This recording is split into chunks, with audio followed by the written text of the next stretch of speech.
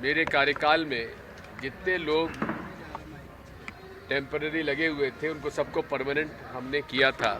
उसके बाद से आज तक किसी भी नगर निगम नगर पालिका में जो लोग काम कर रहे हैं सफाई कामगार, उनको किसी को नियमित नहीं किया गया है, नंबर 1। नंबर 2, आज के तकनीक के युग में हमारे सफाई कामगारों को सीवेज लाइन की साफ करने के लिए पॉट होल में घुसाया जाता है, जिसमें कई दुर्भाग्यपूर्ण घटनाएं हुई हैं, कई लोगों की उसमें जान चली गई। इसलिए आज रोबो का ज़माना है, रोबो के माध्यम से सफाई होना चाहिए और उसके लिए सरकार को विशेष तौर पर बजट का प्रावधान करना चाहिए। इनकी बाकी जितनी भी मांगें हैं मैं उनका समर्थन करता हूं। मुझे मालूम पड़ा है कि ठेकेदारी प्रथा शुरू हो गई है। जो ठेका लेने वाला आने वाला है उसको भी इसी वर्ग से होना चाहिए, नहीं तो बाहर का आदमी नहीं होना चाहिए।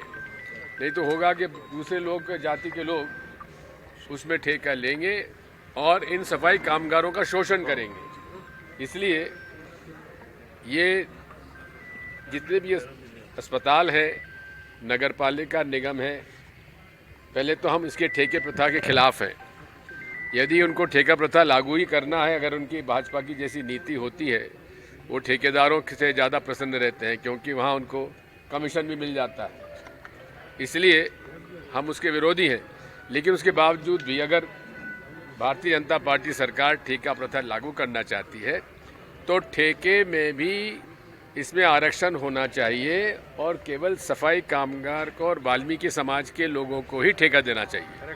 के अंदर सभी मतदाता भाइयों और बहनों से प्रार्थना करता हूं कि माननीय कमलनाथ जी के निर्देशन में छिंदवाड़ा में और उनके नेतृत्व में जिस तरह से छिंदवाड़ा का विकास हुआ है उससे वो हाथ धो देंगे अगर उन्होंने वहाँ से भाजपा को जिता दिया। क्योंकि कमलनाथ जी चाहे विपक्ष में रहें चाहे सत्ता में रहें, वे हमेशा प्रभावशाली रहे हैं और जो भी उनका एक 80 से लेकर आज तक का सफ़र है, छिंदवाड़ा को उन्होंने देश के नक्शे पे ला के खड़ा कर दिया। सर, आरएसएस के ऑर्गेनाइजर के पास और कौन सा एजेंडा है? नफरत फैलाना, लोगों के बीच में वैमनस्यता पैदा करना, झूठे आरोप लगाना, झूठी खबरें लगाना। ये किस आधार पर किया जनसंख्या का उन्होंने? 2011 के बाद तो सेंसस ही नहीं होने दिया उन्होंने। अरे 2021 का सेंसस फिगर्स क्यों नहीं अनाउंस करती है Bharatiya Janata party? Caste wise census क्यों नहीं कराती? मैंने भी सुना है वो। बात यह है कि राहुल गांधी जी ने गलत क्या कहा, कौन सा ऐसा उनका शब्द है जो उचित नहीं है।